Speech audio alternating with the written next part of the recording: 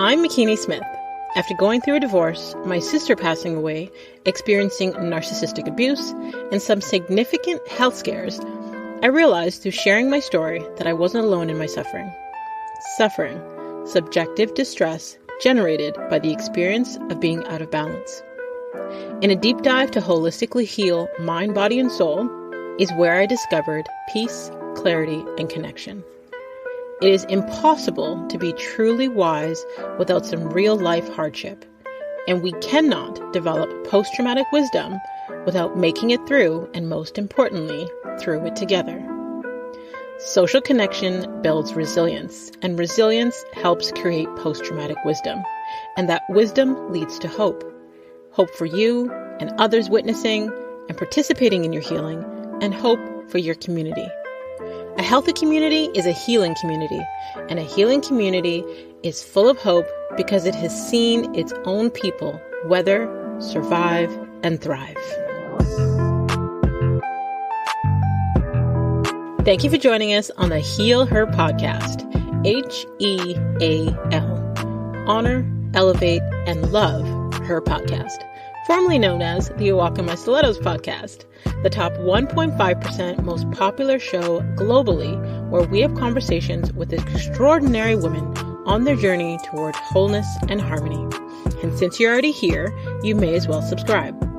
As a certified mindset coach guiding women towards peace, clarity, and connection within, supporting the direction of the system toward wholeness, my goal here is to help you thrive.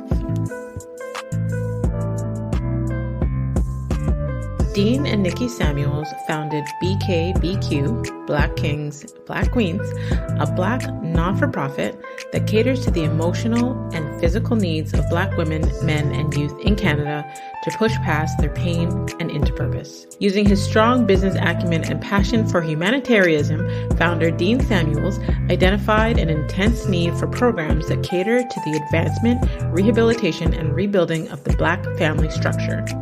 Pairing his background in music production and Nicky's professional expertise and passion for children and education, together they seek to create and establish a business model that provides resources to the Black community and supports other Black-led community groups and projects in the Greater Toronto Area. So please welcome to the show, Dean and Nicky Samuels. Hey, how you doing?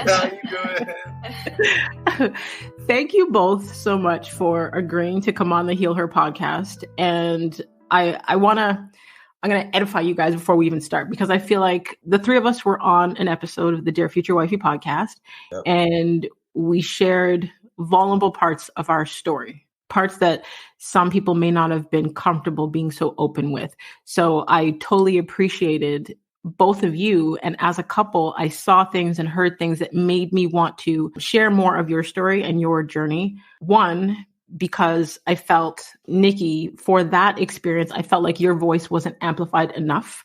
And as a woman who loves to amplify the voices of other women, I wanted to make sure that you had a chance for your voice to be heard during this conversation. And for Dean, because you showed vulnerability during that conversation, you showed a lot of transparency that some men may not have been as comfortable sharing. So I wanted to have you both on so we can expand on that topic and talk about your healing journeys. All right, let's go. So typically what I like to do before we get to, where you are today or how you got here, I like to learn a little bit of the backstory, because a lot of us are really, these adults walking around with trauma responses from our childhood wounds, things we experience in our childhood that affects who we are today. So before society started to shape you and have an impact on who you are and who you've become, I love to find out a little bit of the backstory of who you wanted to be, as a child. So I guess let's start with that. Like, what did you want to be when you were little? What did you want to be when you grew up? And what were you like as teenagers? Okay, so I'll start. As a kid or as a child, I actually wanted to be a police officer, oddly enough. I thought I was going to be the best one on the block, but as I got older, I became more fearful of pets and animals, dogs specifically. And I knew that on the force, I would have to deal with these animals. And so I was like, it's not going to be for me in this lifetime. But yeah, then I tried to do a little bit of flight attendant. Didn't go that way either. And, now I'm a teacher. Okay. And what about you, Dean? To be honest, when I was a child, I thought I was gonna be the first person to invent the flying car. That's what I always wanted to do. I don't know why. It never happened. It didn't happen. As I began, when I grew up or became a teenager, that's when I got heavily invested in music. And actually, it's the thing that saved my life. And I've been on a journey with music ever since. Like in some way, shape, or form, music is going to be a part of everything that I'm doing because it's the thing that keeps me grounded, right? So, yeah. Okay, so for the both of you, based on what you wanted to be when you were younger, how do you think that's connected to who you are today? Honestly, for me, it's someone that does things to a high degree. So when I was a kid, there was no such thing as flying cars, right? And now in my adult ages or years, I do things that I don't particularly see. It forced me to think big, right? Because I used to say that and people would be like, there's no way, there's no such thing as a flying car. There'll never be a flying car, right? And so I go out and try to do things to the best of my ability and make them be as big as possible. Mm-hmm. Right? That's think about that. Like, okay, so the Wright brothers who invented the airplane.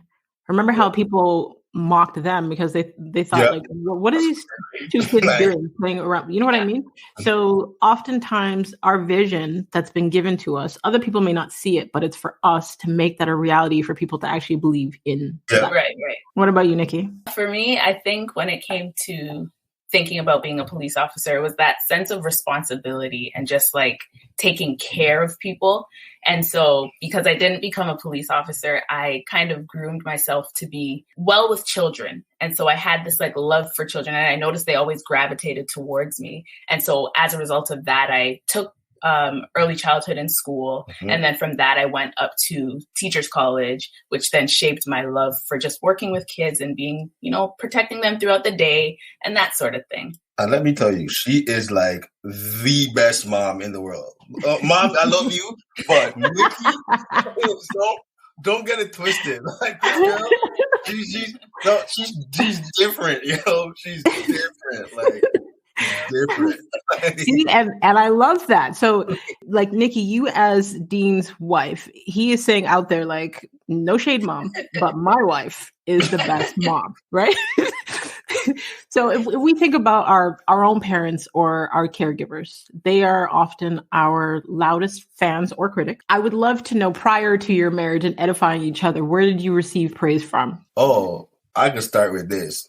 My mom, man. So as a kid, I was told a lot because I was in a lot of trouble, man. Like I when I grew up, I realized, okay, maybe I was a little bad, right? But my mom would always say, it doesn't matter what anyone says over you or says to you, it's what I say. And I say that you are this.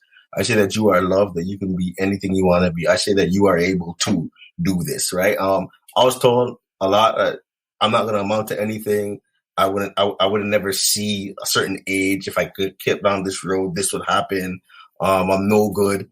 All that stuff. Going through school, they tried their best to give me the learning disability title. My mom was just like, no way. And it was funny. I looked up, you found one of my report cards the other day, and I was like, shoot, I was smart. I forgot I was smart, man. But honestly, there were times where I would feel like, obviously you're a kid, you hear a lot of things a good amount of times. Over time, it's gonna do some damage. But my mom would be like, you know what? No, you are this. But I even found myself in this day and age, because of what was said over my life, trying to do things certain ways that aren't necessarily the best way, but it's just how I coped with it. Right? So, what about you, Nikki? I think for me, it would have been my mom and my dad.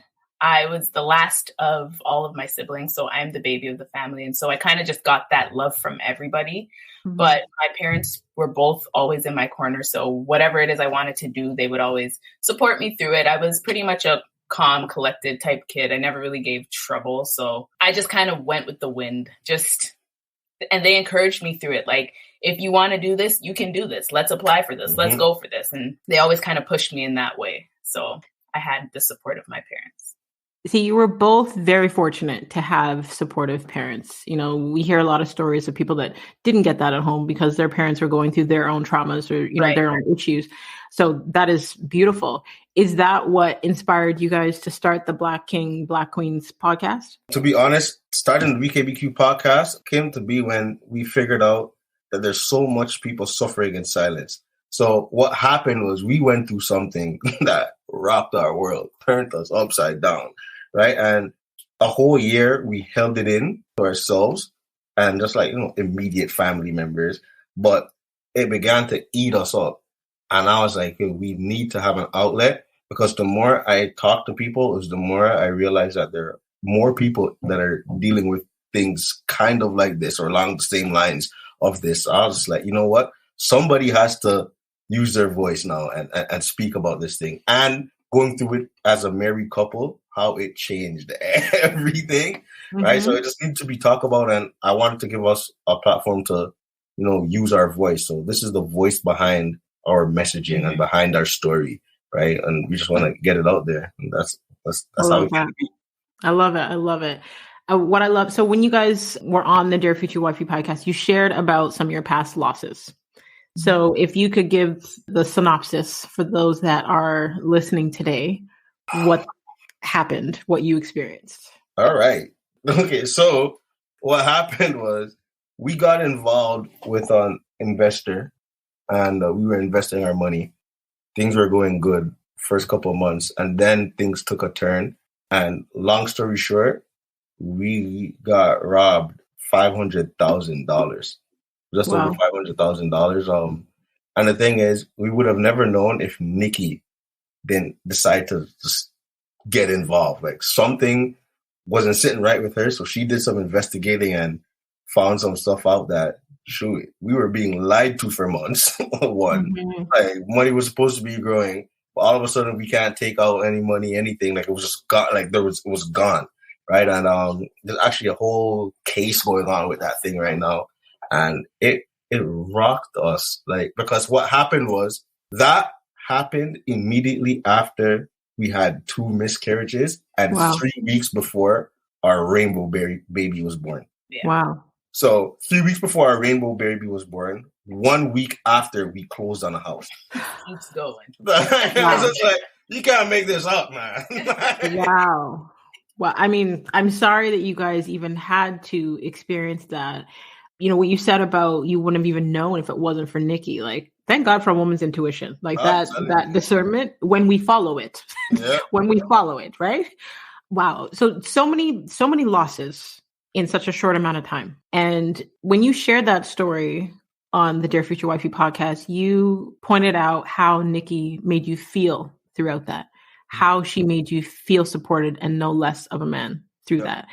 I wanted to highlight that because I think it's important, one, to talk about actually how a man feels. Like there's so much focus on how women feel or how women are treated and not enough focus on how things make men feel.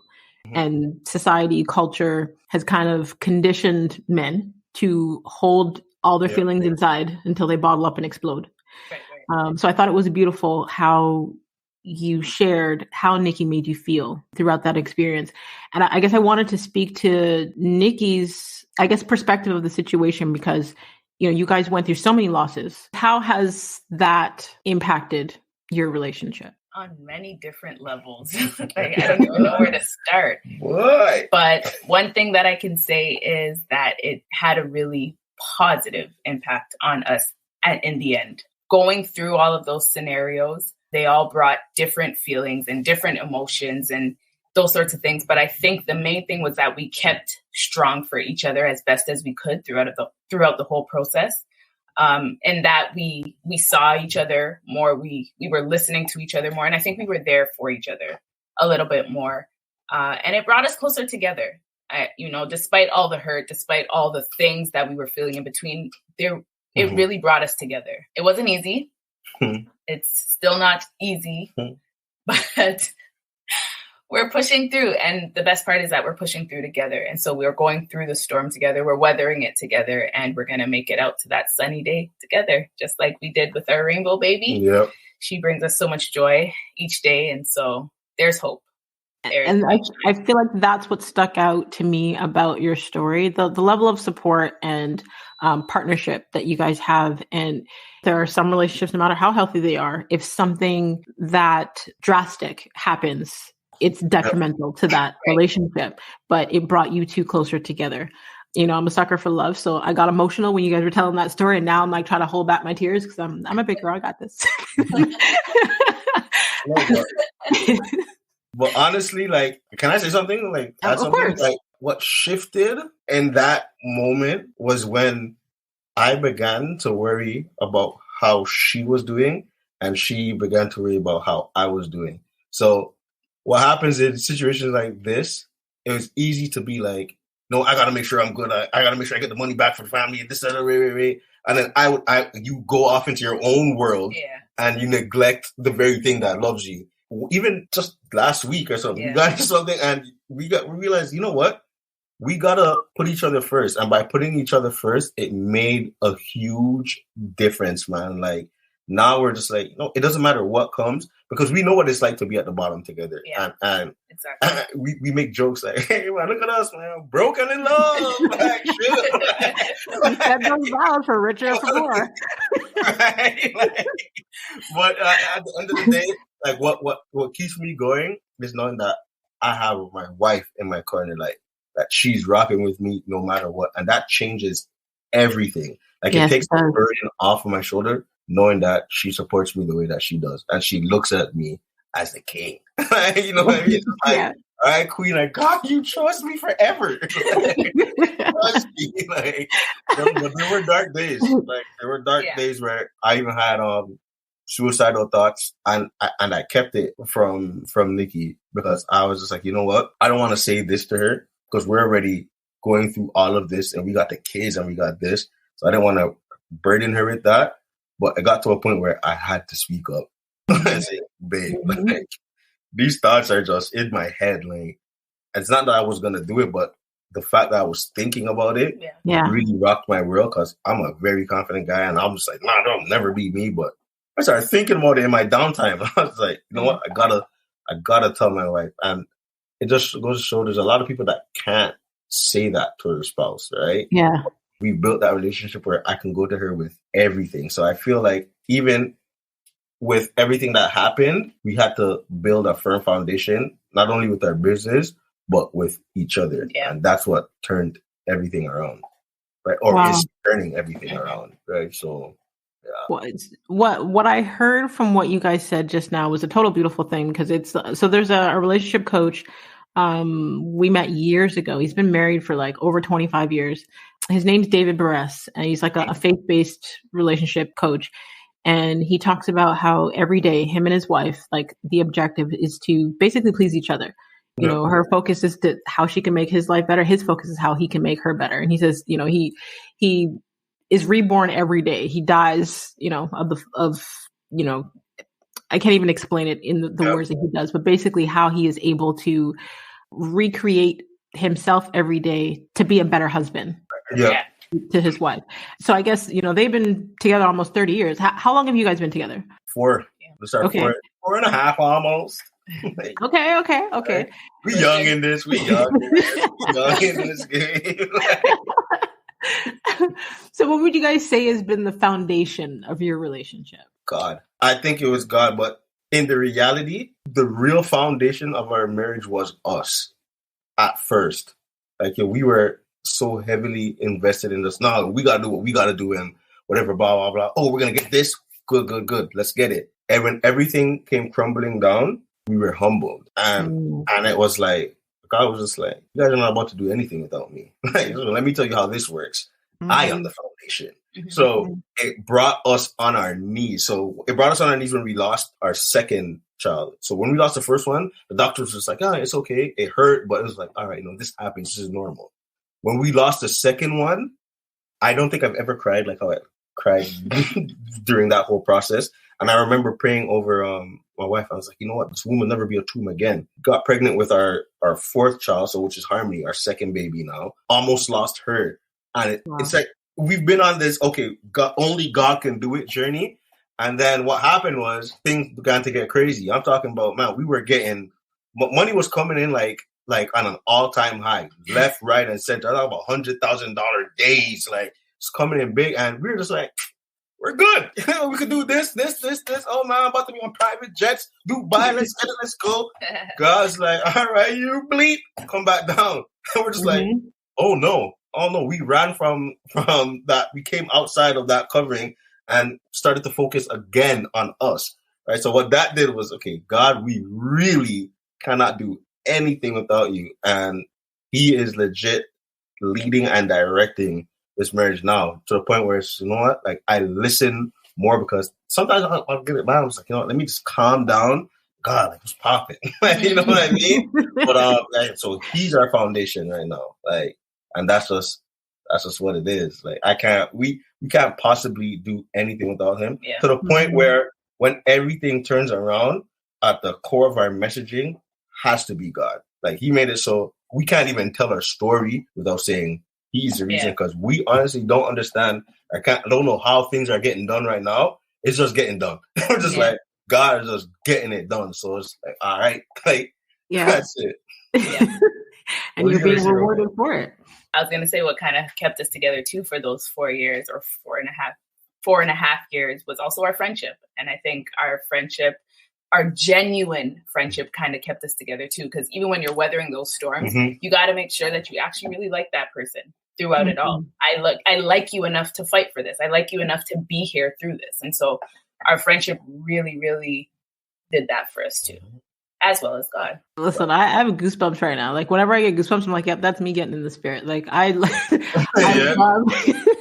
love hearing how you guys have not only been able to find the glue within your relationship, but maintain the friendship, the support, the connection, because stuff like that, like I said, can be detrimental to someone else's relationship.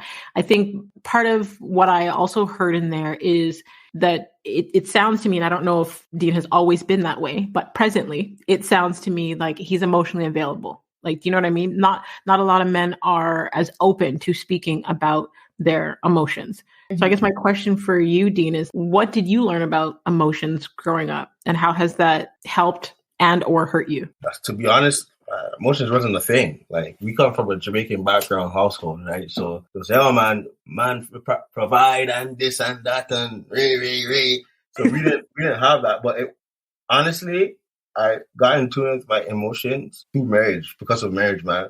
Because you gotta, in order for me to like give myself, I have to deal with certain things that I've gone through in life and ask myself, all right, why am I like this? Like, why do I react the way that I react? And I had to, like, with all this process that happened over the last year and change, I was on a personal development journey, and I didn't even know it. But I would ask myself, who am I? Like, it was a point in time where Nicky would look at me like, I don't even recognize this guy because you always had the answers. Yeah. You know who you are. But I was like, who am I? Why am I the way I am? Like, why do I feel like this? What happened in my life? Like, so it's just me going down that journey now, because it's like, you know what? For us to thrive, I gotta be like the best version of myself. I gotta be as whole as I can be, and like in tune with myself as in tune with myself as I can be. And I just went on that journey without even knowing it.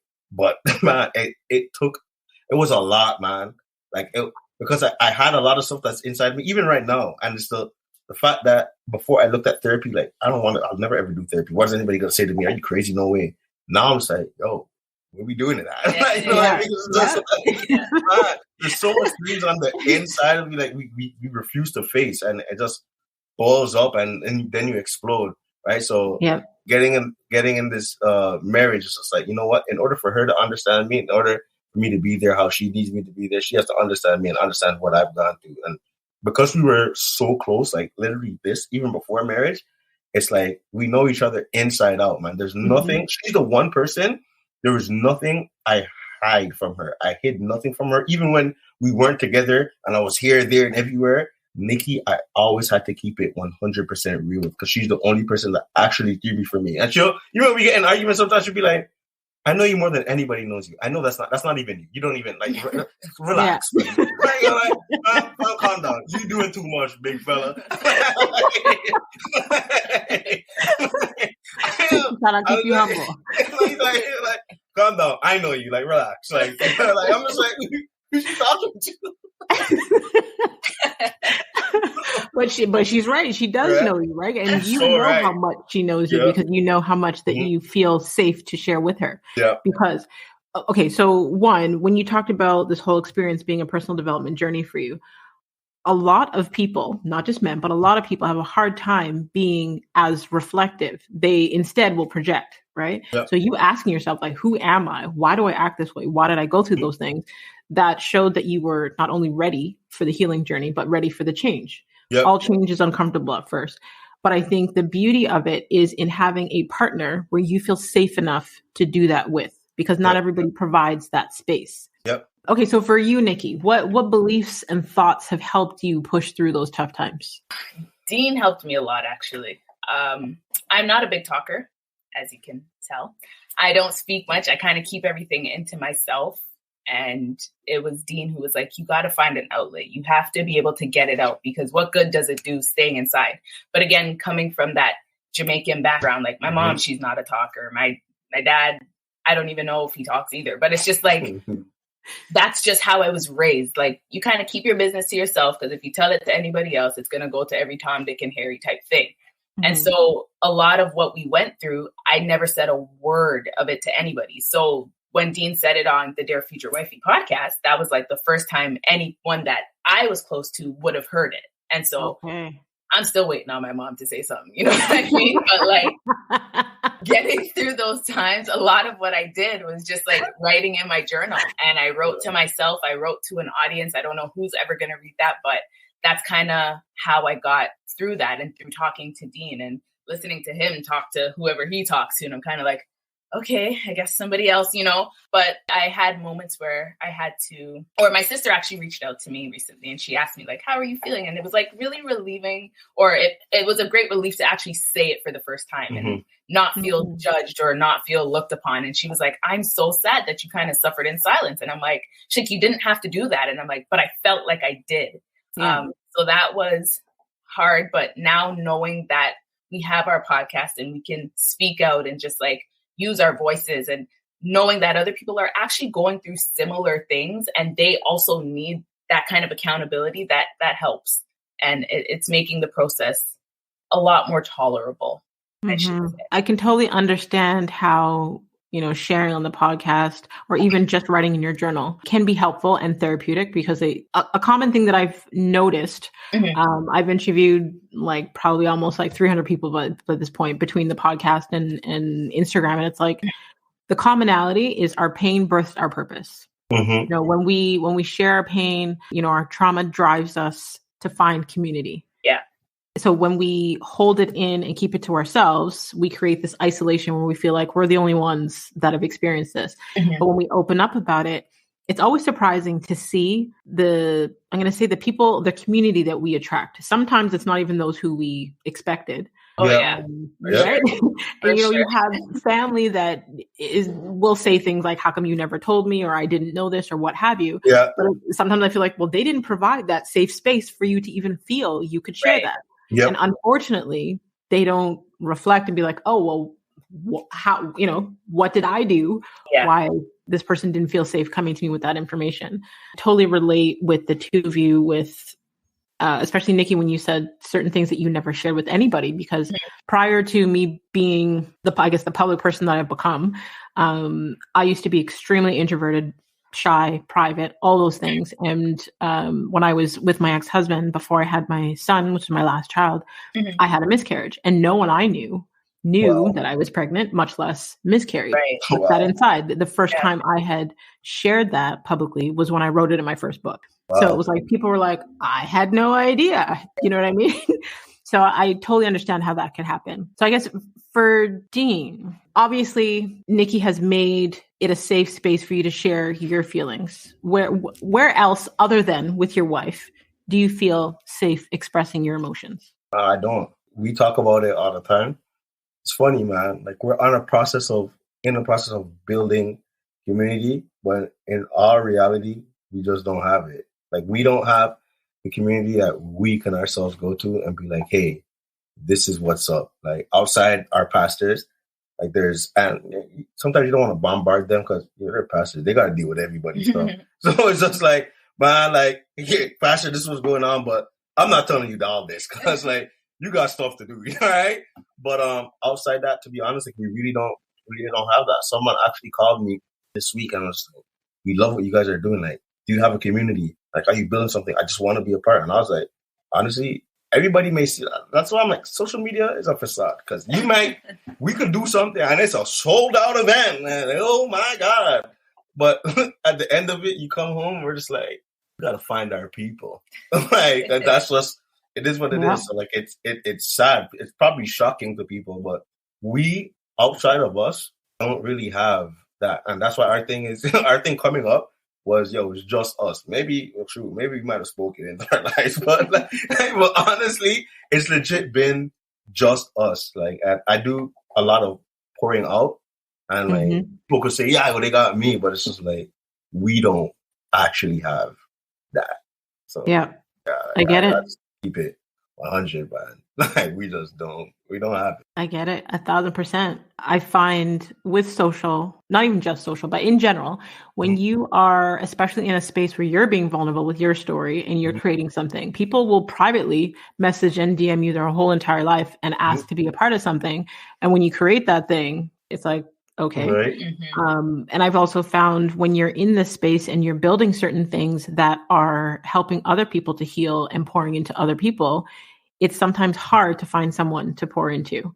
Sometimes even your own peers that are in the same industry, it may be challenging to get that same level of connection that you're looking for, that you're, giving to everybody else.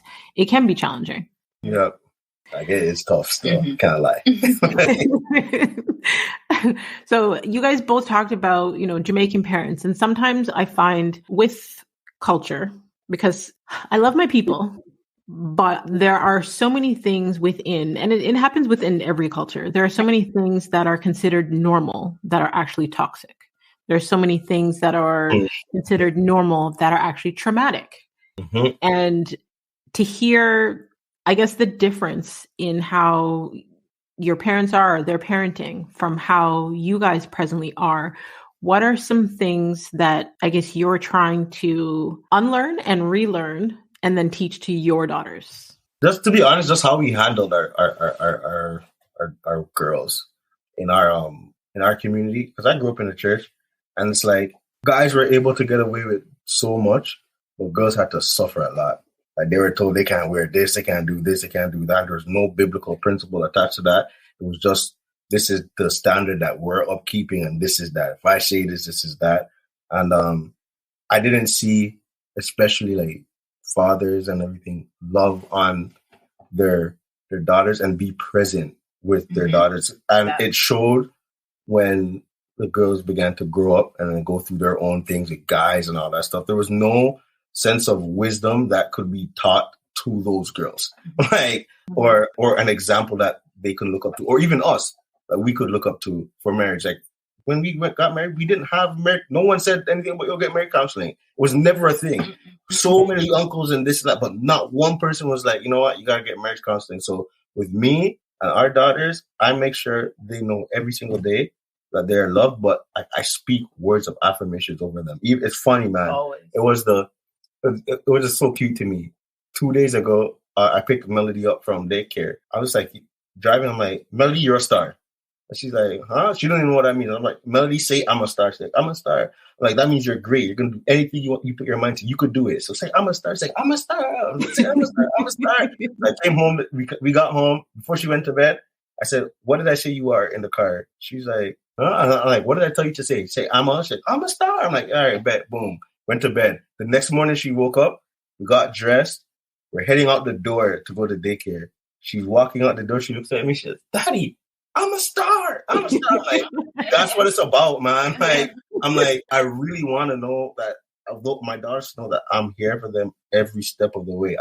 We started implementing so many things, like in regards to like them as being women, what like people are supposed to do and not supposed to do with them, and they can come to me, can tell me. I say, hey man, I'm gonna believe you first, then go to everybody after. Yeah. I don't care. Like, you're right. Like until no, because I'm developing that safe space. Like, yo, you can come to me, good, the bad, the ugly. Like, just tell me the God honest truth. I don't care. I accept it for you, and that's that. You're gonna know that I love you with everything that I have, man.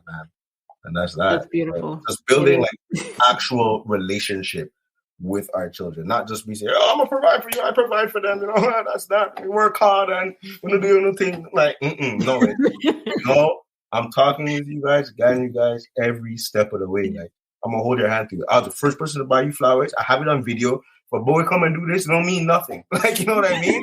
This is the regular. This is the norm. All right. Like, so it's just like, even from this young age, they're 3 and 1. Shoot, I don't care. They are learning now. Everything that they're learning now, they are going to absorb, and that's going to be a part of their subconscious of who they are as they grow and evolve.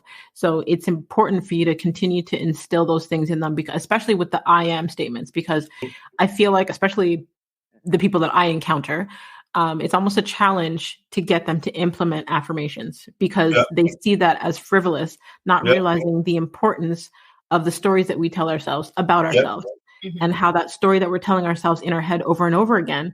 And some people are limiting themselves and are afraid to go after things that they believe or that they want, because somebody else, like you said earlier, Dean, about a teacher or someone that, you know, says things to you that you can't become, or that you're, you know, not going to succeed, or there's enough negative voices out there telling us or trying to limit us. So having and instilling in them from young the positive beliefs of who they can be, and, you know, the endless possibilities, is beyond beautiful. Yeah. It makes me think about, I think the example that you gave a while ago about, you know, our parents, you know, being providers, and I guess their style of parenting versus who we are to them presently. And my kids, grown adults now. So my son is 17, my middle child is 21, about to be 22, and then my eldest is 25. And they can be open to talk to me about anything. Like, I feel like there are other Jamaican parents or, you know, people in the community that are like, oh, she lets her kids say this or do this. For me, it's never been about control, because I'm not trying to create, you know, minions or mini versions of me. God created them to be who they are. So it's allowing them to speak, and it's allowing them. I've learned so much from my kids, and a lot of people, you know, I was raised in the children should be seen and not heard, which is why I had a hard time learning to use my voice as I got older. My kids have a mouth. They use it. They have to be respectful, but they are allowed to use it. I want to hear how they think, how they feel. I want to hear those things. And there's so much that we can learn from them, rather than trying to shut them up and I guess the old school way of parenting. So I love hearing what you guys are doing with the girls. Nicky, I wanted to ask you, I guess throughout this whole process of all the losses and, you know, you guys coming closer together and everything that you have, I guess, learned about your relationship, what lessons did you learn about having a healthy relationship with yourself during this process? Wow. I think I'm still learning them. I don't even know. I feel like just trying to believe in myself a little bit more. So I have a program or an initiative that I started earlier that I don't really push much, but it's also called Queens with Dreams. And through that, Dean pushes me so much. Like, honestly, I didn't even give it up for him. Like, Dean is an amazing father. Like, the relationship he has with these girls is just like, I'm envious a little bit, because like, oh, daddy, guess what I did? You know what I mean? Daddy girl. Like, I'm your mom. You should be telling me this. But it's that reinforcement that he always gives to Melody every day. It's that, like, I love you. You're my princess. Like, da da da da. And it's like, I never saw that growing up. So seeing him, this little guy who, you know, like when people from high school see Dean, they're like, I can't believe you became this person. So seeing or hearing that and seeing who he is, I'm like, that is beautiful. Like, it is such a beautiful thing. And I'm so very proud of you for, you know, just stepping into that fatherhood, because you're really killing the game out here. I'm pretty jealous. But with Queens with Dreams, honestly, he pushes me so much for that. But I think I have a lot of apprehension, just because I feel like if I start to use my voice a little bit, like what you said, it's tough. It's scary. Like, I didn't come from that. And so putting myself out there, it's like, okay, now everybody's going to be looking at me. Everybody expects an answer from me. And I'm going to feel like my toxic trait is going to make me shut down. And then here I am with this big thing that I started and no answers for it. And so I'm trying now to just get past that fear, or that whatever that thing is that is hindering me from moving forward. And through Queens with Dreams, I want the messaging to be for women, mothers, anybody going through anything, just to dream again and find that in yourself, and you can do it, you know. A message for myself as well. It's tough. I'm still going through it, but just learning to dream again. I love that. And a word of advice that I'm going to give to you that was given to me, because when I was struggling, so I tell you, when they talk about, I think it's like one of the second biggest fears, and it's like a bigger fear than dying, but public speaking is like a major fear, right? People, when I tell people that was like, and it still is a fear of mine, they're like, but you do it every day. That don't make no sense. I still do it. I still have the anxiety. I still do it. It's so fast. Right? So a piece of advice that was given to me years ago. Do you guys know who Bob Proctor is? Yeah. Okay. So Bob Proctor was one of my mentors. Yep. And I was in a room with him, his wife, Linda, and his daughter, Colleen. And they wanted me to stand up and introduce myself in a room of a bunch of influential people. And inside, I panicked and didn't realize that out of my mouth, I said, "Oh shit." So they heard me.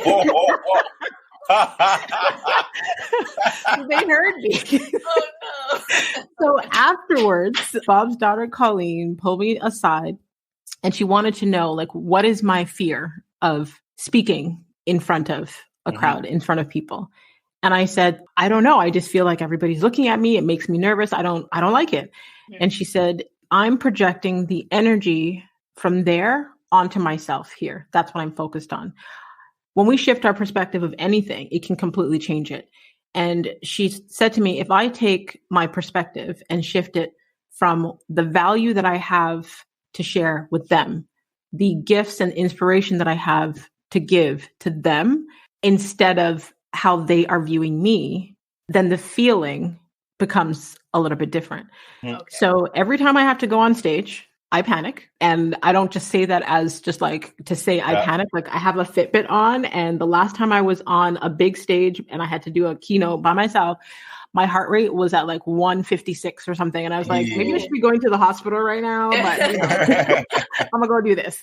Right. And I had to keep telling myself that I am sharing with them the word that they need to hear today. I had to completely use the affirmations in my head that, you know, I'm being an impactful speaker, all of those things to shift the perspective from them onto me into what I have to give onto them, you know, in terms of being of service. So that has helped me. Hopefully that advice will help you as well. Thank you. Wow. And I guess before we go to the final segment, I have one more, I guess, question for Dean. Because whenever I have an opportunity, because I'm a very curious person, but whenever I have an opportunity to ask deeper questions to men, I go all in, because I don't get that often. But so, okay, so to you, because of the culture that we grew up in, because of the society that we presently live in, it's placed all of these conditions and boxes around men. For you, how do you define what it means to be a man? That's good. Honestly, man, I can go by what I've seen and what I believe to be a man. It's someone who is strong and confident in who they are. Like, I don't think a man that says, I'm going to provide and do this and all that stuff, but just is not good with himself, isn't really a man. And I think to be a man, you have to face the fact that you got to face yourself. And then by facing yourself, you allow yourself to be the very best version of yourself. When conquering that is what you choose to do with that. Like, how you operate through the good, the bad, and the ugly, right?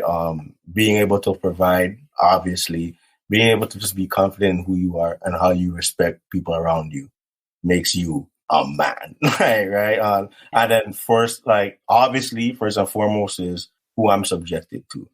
Like, it's easy to say, yo, I'm this and I'm that, but who keeps me going, right? And that's being in tune with the spiritual side, and that's God. Because without him, no matter how much of a man you want to call yourself, before I said, yo, I'm a man, I was making this bag, ray, blah, blah, blah. Then I got back down to a little boy stage, right? Because I was like, oh my God.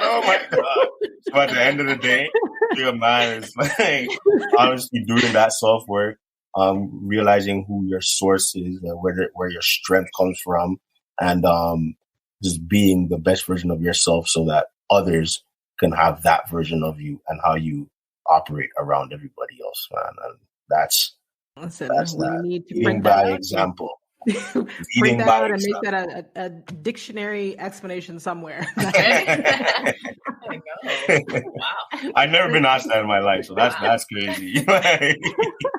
What I love is that, okay, so even though you guys may seem a little opposite in personalities, because Dean, you're more vocal, Nicky, you seem more of an introvert, all those things, at the end of the day, we can't attract what we're not in harmony with. We can't, you know what I mean? Our partners are a mirror reflection of us. So even though you guys may seem through personalities as opposites, it's beautiful to see the harmony and the connection. Yep. So before I get all emotional,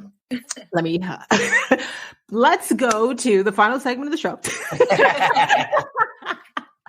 I want you guys to tell people where they could stay connected with you online, where they could learn more from you and about you, and then we'll go to the rapid fire.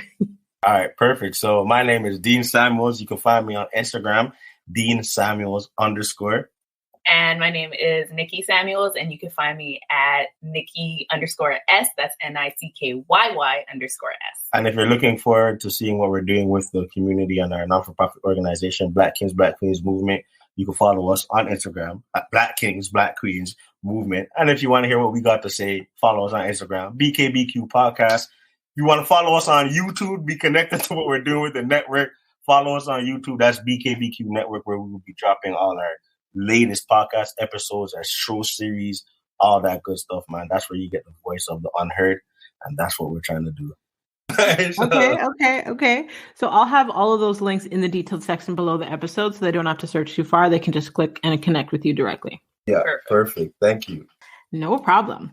Okay, so for the final segment of the show, it's kind of like a rapid fire. You can answer one word or one sentence. I don't really like rules. I don't like to be put into a box. I'm claustrophobic. So if you feel that you need to unpack, you're free to unpack. All right. Okay. If you could create one law that everyone in the world had to follow, what would it be? Oh my God. One law. A law. Wow. Why is this so hard? Yeah, like this is okay. Then hold up. Wait a minute. Like, everybody had to be treated equally. I was gonna say point blank, period. And that's because I know that Okay. we're not. Okay. We all got to be treated equally. Point blank, period. No ifs, ands, or buts. No finessing, no none of that. Like, period. On paper, off paper, all together. That's good. I couldn't come up with the word equally, but I was going to say something along of violence. There can be no harm or violence done to another. I mean, that's a law, but I mean, if people don't abide by it. Yeah, but okay, forget it. You get punished for that law. So this law, there's no such thing as this. Like, this has to be a legit. Like, I mean, on paper, off paper, like. That's fact. Okay. If you could have a gigantic billboard anywhere with anything on it, what would it say and why? On it is going to be me and Nicky, 100%, and it would be something along the lines of what we're doing, like empowering the voices of the unheard. That's for me. Yeah, I would do something with our family. So myself, Dean, and the girls. But I don't know what it would say. Okay. Based on the conversations that we had today and the unity and connection, and you guys basically like rebuilding that image of what a black healthy family unit looks like. Mm-hmm. I could see that. Yeah. I'll take it. All right. Thank you. Okay. Name a book that has changed or greatly impacted your life. Atomic Habits. I love that one. James Clear, right? Yep. Yep. Atomic Habits is what got me started with all of this. Like, in that dark season, I read the first 3 chapters and ran with it. I ran like 3 months without even reading anything else. I'm like, I'm just implementing. Shoot, that's it. Like, be honest, man. I got like 3 chapters left in the book. I just been reading and implementing. That's it. Like, the beauty in that, though, some people feel that you need to read a book from cover to cover. Sometimes you don't, right? Because you're taking from it what applies or what resonates or what you need, because sometimes the whole book may not be for you, but there may be parts that you can implement immediately to make changes in your life. Yep. I hear you on that. I hear you. Yeah. What about you, Nikki? With me, currently reading Woman Evolve, and I, just like you said, parts of the book. So in the first parts that Sarah I read, Jakes, right? Yes. Yep. Yes. So parts that I read in the beginning, she's talking about Eve, and I was like, I've never looked at this woman this way. And she's kind of given me a feeling of grace towards her. And I'm like, it's weird because we kind of look at her differently. And so that for me. Okay. See, as you can tell, I'm a reader. You guys named books. I knew the authors. Yep. I love it. Really good.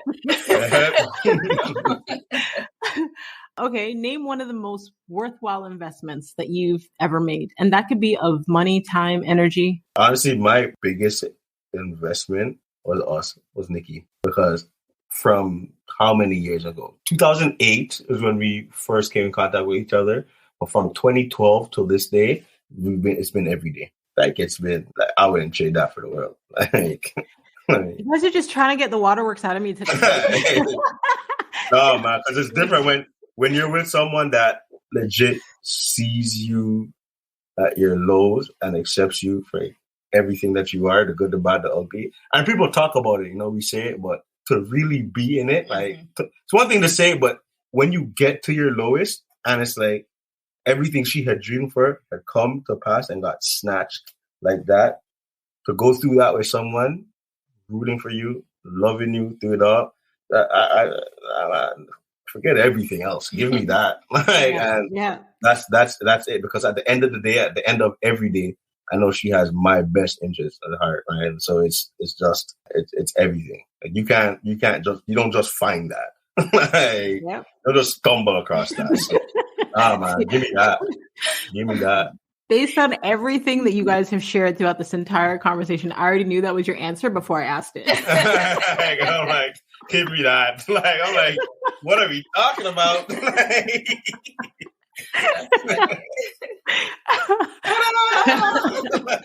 Okay. So my next question is for Nikki then. What advice would you give your future self? My future self to have confidence in yourself. You've never really had a reason to not have that confidence, and you've never really been put down, and you've had an amazing husband rooting for you all the time. You can do it. So just go. Just do it. You miss 100% of the shots you don't take. So go for it. I love that. And it makes me think about, so I had a client who had this similar challenge as you. She, had supportive parents, supportive people around her. There's never been anyone really that told her negative things, that she couldn't do those things. But it was almost like that fear of letting those people down, those people that believe so much in you, living up to their expectations of you, where you feel like it's a challenge. So they see your greatness. Mm-hmm. And for some reason, it's almost like you just don't want to let them down. That was her challenge. Mm-hmm. Not saying that's yours, just saying. Okay. What do you guys want your legacy to be? Honestly, I want to be known for someone that legit made a difference in the lives of everyone around them in some way, shape, or form. I want to have a positive impact in every single life that I touch, so that I come in contact with. So whether it be helping that perfect person to choose purpose over fear, that's at the core of everything I believe in. It's that I want to see people thrive in purpose, because it stems from our story, losing everything and having to go through that trying year and change into figuring out who I was. I want people to figure out who they are and why they're here and what their assignment here on earth is, man. And if I can leave, when I die, if people can say, because of Dean, I found purpose, I found reason, I didn't jump and I kept going, that's it, man. That's That's it for me. That's beautiful. Wow. Beautiful. For me, I think just along the same lines, but with more of a connect to women and mothers and that sort of feel, just because I feel like this motherhood journey has taken me through so many different areas that I was never exposed to prior to that. And so it's like a journey that I'm kind of going through alone, together alone type thing. As a female, like Dee's here, but like not many other women to like kind of talk about that sort of thing with. And throughout the process, you kind of lose faith in yourself and faith in things you wanted to do because your mind is so focused on other things and taking care of the family and making sure the kids are okay. You kind of get lost in the sauce. And so, like I mentioned earlier, just giving women and mothers specifically an opportunity to just dream again, find that and go for it. Yep. So I want to be, just like Dean said, that person who gave them that or inspired that push, that move. Listen, I can see why you guys love each other. You guys are just beautiful people. Like I'm sitting here, I'm like, okay, McKee, we can get through this one. Don't cry. I'm a crier. I'm like, oh, they're so sweet. No, man, it's been a lot, man. Trust me. You guys have been through so much, but it's just beautiful to see how you've pushed through and how you've built a stronger bond and a greater desire to impact and make change. Like, you know, it's not about what you've been through. It's about how you deal with it. And you guys are not only dealing, but you're helping others heal in the process. So thank you. No problem at all. Thank you both, just, you know, for your time, your energy, your laughs. I appreciate you both. And if there is anything that I could do to add value to what you're doing, I'd be more than happy to help. I just want our listeners, make sure they go out and connect with you both, follow you both. Yeah, I think you guys are super dope. I feel like, I don't even know. I'm like, are you guys millennials?